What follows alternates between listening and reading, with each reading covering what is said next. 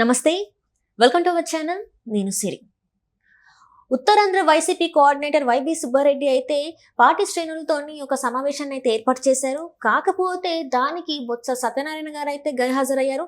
అసలు ఎందుకు బొత్స సత్యనారాయణ గారు గైహాజరయ్యారు అంటే టీడీపీకి దగ్గర అవుతున్నానన్న ఒక సంకేతమా ఏంటి అనేది మనకి వివరించడానికి మనతో పాటు ఉన్నారు ప్రముఖ రాజకీయ విశ్లేషకులు అంకమరావు గారు. నమస్కారం సార్. సార్, ఇప్పుడు చూస్తుంటే ఉత్తరాంధ్రలో వైసీపీ కోఆర్డినేటర్ గారు మన వైవి సుబ్బారెడ్డి గారు ఒక సమావేశం అయితే ఏర్పాటు చేశారు. దీనికి బొత్స సత్యనారాయణ గారు అయితే గైహాజరయ్యారు. దీంతో అయితే పార్టీ శ్రేణుల్లో పార్టీ నేతల్లో ఏంటంటే ఒక అలజడి అయితే క్రియేట్ అయిపోయింది. ఎందుకు హాజరు కాలేదు ఏంటి అని. అంటే ఒక రకమైన సంకేతాలు ఏమైనా ఇస్తున్నారా, నేను ఇంక ఈ పార్టీని వీడుతున్నారు, టీడీపీతోని టచ్లోకి వెళ్తున్నాను అని చెప్పేసి మనం ఇది సంకేతం అనుకోవచ్చా మరి మనం? ఇప్పుడు తెలుగుదేశం పార్టీ పుట్టిన తర్వాత ఉత్తరాంధ్ర అనేది చాలా బలమైనటువంటి ప్రాంతం తెలుగుదేశం పార్టీకి. ఎన్ని ఒడిదుడుకులు వచ్చినా కూడా అక్కడ సరైన ప్రాతినిధ్యం వహిస్తూనే ఉంది తెలుగుదేశం పార్టీ. 2014 నుంచి 2019 వరకు అధికారంలోకి వచ్చినప్పుడు చూసుకుంటే, తర్వాత 2019 నుంచి 2024 జరిగినటువంటి మధ్యకాలంలో శాసనసభలో అక్కడ ప్రవేశం తక్కువగా ఉంది. అది ఊహించని పరిణామం. ఎందుకంటే 34 నియోజకవర్గాల్లో 6 నియోజకవర్గాలకు మాత్రమే ప్రాతినిధ్యం ఉంది. 28 నియోజకవర్గాలు గంపగత్తుగా వాళ్ళే గెలవడం కూడా జరిగింది. లోక్సభ సభ్యులు కూడా వైఎస్ఆర్సీపీ పార్టీకి వెళ్ళడం కూడా జరిగింది. ఇది ఊహించని పరిణామం. ఎందుకంటే ఆ ప్రాంతంలో ఇలా జరుగుతుందని చెప్పని రాజకీయ అనుభవం ఉన్న వాళ్ళు ఎవరు కూడా ఊహించాల. ఇప్పుడు అట్లా చూసుకుంటా ఉంటే ఆ ప్రాంతంలో బలమైన నేతగా విజయనగరం జిల్లానే కావచ్చు, విశాఖపట్నంలో కూడా తనకంటూ అనుచర గణంతో పాటు కొంచెం పెత్తన చెలాయించిన వ్యక్తి బొత్స సత్యనారాయణ గారు. ఆయన అధికార మార్పిడి జరిగిన కానించి కొంచెం అసమ్మతి స్వరం వినిపిస్తున్నమాట వాస్తవమే.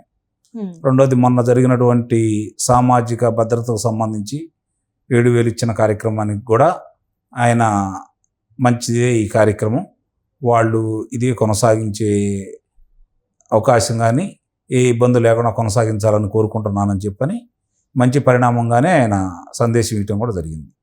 సహజంగా అప్పటి నుంచి గుసగుసలు మొదలైనవి.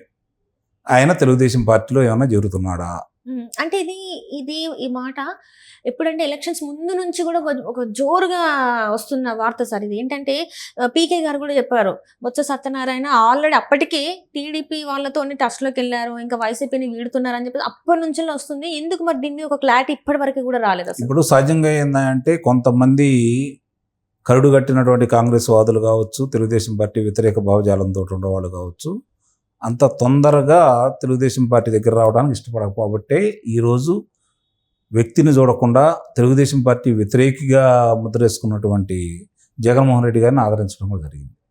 కానీ వాళ్ళ ఆశలన్నీ అడియాశలైనవి. మనం తెలుగుదేశం పార్టీని వ్యతిరేకించి ఇలాంటి వ్యక్తిని తీసుకురావడం వల్ల జరిగిన విధ్వంసం ఏంటో వాళ్ళ రాజకీయ జీవితం ఇంతవరకు చూసి ఉంటాం. కాబట్టి వాళ్ళకు కొంచెం కనువిప్పు కలిగిందని అయితే నేను భావిస్తున్నాను. ఈ పరిస్థితుల్లో బొత్స సత్యనారాయణ గారు లాంటి ఆ ప్రాంతంలో బలమైన వ్యక్తిగా పేరొందినటువంటి వ్యక్తి రాజకీయంగా ఈరోజు పునరాలోచనలో పడ్డ మాట కూడా వాస్తవమే. అందులో ఎలాంటి సందేహం కూడా ఏం లేదు. ఎందుకంటే నామకా వాస్తే ఆయనకున్నటువంటి బలాన్ని దృష్టిలో పెట్టుకొని మరీ ఆయన కించపరచకుండా ఉండటం కోసం కొన్ని బాధ్యతలు మాత్రమే అప్పచెప్పారే తప్ప సర్వాధికారాలు పార్టీ చేతిలో పెట్టుకుంది. సహజంగానే ఏ ప్రాంతీయ పార్టీ అయినా ఎక్కువ శాతం అధికారాలన్నీ అధినాయకుడి చేతిలోనే ఉంటాయి. అది ఇవాళ కొత్త ఏమీ కాదు. కానీ తెలుగుదేశం పార్టీలో ఒక స్వేచ్ఛాయుతమైన వాతావరణం ఉంటుంది. వాళ్ళు చెప్పి అధినాయకుడు వింటాడు, వాళ్ళతోటి పంచుకుంటాడు, మంచి చెడు గురించి మాట్లాడుకుంటారు, అందరు కలిసి ఒక నిర్ణయానికి వస్తారు. ఆ నిర్ణయాన్ని చంద్రబాబు నాయుడు గారు ప్రకటిస్తూ ఉంటారు. ఇప్పటి వరకు ఆ పార్టీలో జరుగుతున్నటువంటి విషయాలు అవే. అందుకే మీరు చూడండి, ఒక పక్కన యనమల రామకృష్ణుడు గారు కావచ్చు, అచ్చెన్నాయుడు గారు కావచ్చు, లేకపోతే అశోక్ గజపతిరాజు గారు కావచ్చు, గోరంట్ల బుచ్చి సోదరు గారు కావచ్చు, సోమిరెడ్డి చంద్రమోహన్ రెడ్డి గారు కావచ్చు, లేకపోతే నక్క ఆనందబాబు గారు కావచ్చు, అంటే ఈ వివిధ ప్రాంతాలకు చెందినటువంటి ఈ పోలిట్ బ్యూరో సభ్యులందరితో కూడా ఏ విషయాలు వచ్చినా సరే అది పొత్తు ధర్మం పాటించాలన్నా లేకపోతే కూటమిలో కలవాలన్నా కూడా వీళ్ళతోటి మాట్లాడి నిర్ణయం తీసుకునేవాళ్ళు చంద్రబాబు నాయుడు గారు. వీళ్ళ యొక్క ఆలోచన విధానాలను పంచుకుంటూ వాళ్ళు చెప్పే కూడా దాంట్లో పొందుపరుస్తూ, లేదంటే వాళ్ళకి విడమర్చి చెబుతూ ఎందుకు మనం ఇలా చేయాలని చెప్పని వాళ్ళను ఒప్పించి, లేదంటే వాళ్ళు చెప్పిన ఈయన అంగీకరించి ఇప్పటి వరకు ముందుకు సాగుతుండే ఎలబట్టే తెలుగుదేశం పార్టీ ఇట్లా మనుగడ సాగిస్తూ ఉంది. కానీ వైఎస్ఆర్సీపీ పార్టీలో అది లేదు కదా. ఇప్పుడు సుబ్బారెడ్డి గారు ఉన్నారు.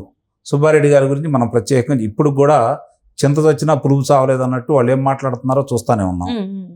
ఇప్పుడు ఆడు చేసినటువంటి నేరాలు ఘోరాలన్నీ కూడా వరుసనే బయటకు వస్తూ ఉన్నాయి. తిరుమల తిరుపతి దేవస్థానం నిర్వాహకం అంతా చూస్తూనే ఉన్నారు. ఇప్పుడు అవన్నీ వెలుగులో చూస్తున్నాయి. వాటన్నిటికీ విచారణ మొదలు పెడితే వీళ్ళు ఇంకో జన్మ ఎత్తినా కూడా అప్పుడు కూడా శిక్ష ఇస్తే అంతకంటే ఇంకా చాలదేమన్నంత కార్యక్రమాలు చేశారు ఈ 5 సంవత్సరాల్లో. గతంలోనూ ఉండయి కొంతమంది మీద. మరి ఇవన్నీ చూసుకుంటా ఉన్న తర్వాత బచ్చాగారు లాంటి వ్యక్తుల్లో అంతర్మదనం మొదలై ఉండొచ్చు. తెలుగుదేశం పార్టీకి దగ్గరకు వస్తారా, జనసేన పార్టీతో కలిసిపోతారా, లేకపోతే భారతీయ జనతా పార్టీతో కలుస్తారా అనేది ఆయన ఆలోచన విధానం. ప్రస్తుతానికైతే వైఎస్ఆర్సీపీ పార్టీ మీద అసమ్మతిలో స్వరావం వినిపిస్తున్నాడు అనేది మాత్రం వాస్తవం.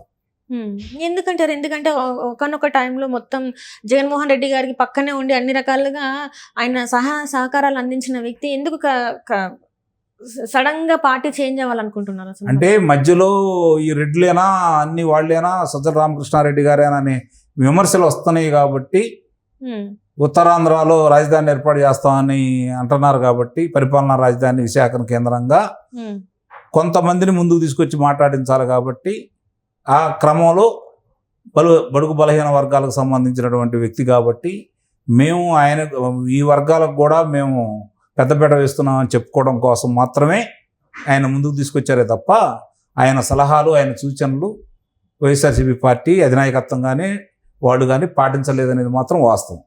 అంటే ఇప్పుడు వైసీపీలో ఉన్నందుకే ఈసారి బొత్స సత్యనారాయణ గారు ఆయన ఉనికిని కోల్పోయారా? మరి నిస్సందేహంగా అనుమానమే లేదు దాంట్లో.